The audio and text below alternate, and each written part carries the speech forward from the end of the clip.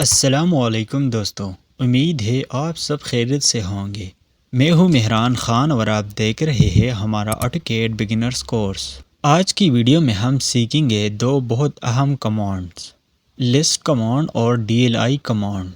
List command سے ہم کسی بھی آبجیکٹ کی مکمل تفصیل دیکھ سکتے ہیں، جبکہ DLI کمانڈ سے ہم اپنی ڈرائنگ میں لکیری لینیئر ڈائمینشن لگاتے ہیں۔ سب سے پہلے بات کرتے ہیں لسٹ کمانڈ کی۔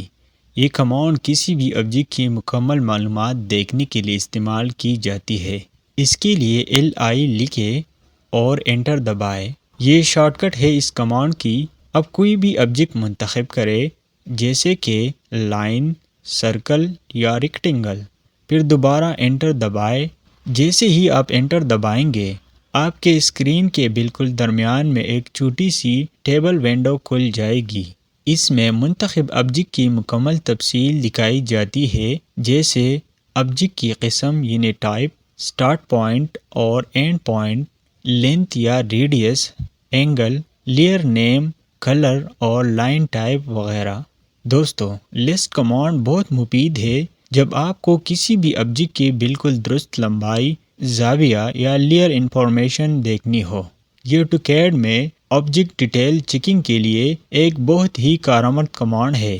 اب آتے ہیں دوسری کمانڈ پر، DLI کمانڈ، جسے ڈائمینشن لینیئر کہا جاتا ہے۔ یہ کمانڈ دو پوائنٹس کے درمیان افقی یعنی ہاریزنٹل یا عمودی یعنی ورٹیکل فاصلہ دکھانے کے لیے استعمال ہوتی ہے۔ اس کے لیے DLI لکھیں اور انٹر دبائیں۔ یہ شارٹ کٹ ہے اس کمانڈ کی۔ اس کے بعد پہلا پوائنٹ منتخب کریں، پھر دوسرا پوائنٹ منتخب کریں۔ اب ماؤس کو اوپر یا نیچے لے جا کر ڈائمینشن لائن کی پوزیشن سیٹ کریں۔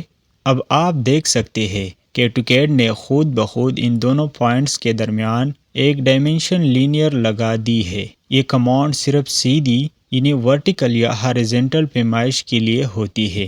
اگر آپ کو کسی زاویہ دار اینگل لائن کی پیمائش چاہیے تو اس کے لیے ڈیمالائن کمانڈ استعمال کی جاتی ہے، جسے ہم اگلی ویڈیو میں سیکھیں گے۔ اگر آپ کو ڈائمینشن کا سائز، تیر یعنی ایرو یا ٹیکسٹ بدلنا ہو تو D+Enter ڈیم اسٹائل کمانڈ استعمال کریں، جس کو ہم نے پچھلی ویڈیو میں تفصیل کے ساتھ سیکھا تھا۔ تو دوستو، آج ہم نے دو کمانڈز تفصیل سے سیکھے، لسٹ کمانڈ اور DLI کمانڈ۔ اگر ویڈیو پسند آئے تو لائک کریں، کمنٹ کریں اور چینل کو سبسکرائب کرنا نہ بھولیں۔ ملتے ہیں اگلی ویڈیو میں۔ اللہ حافظ۔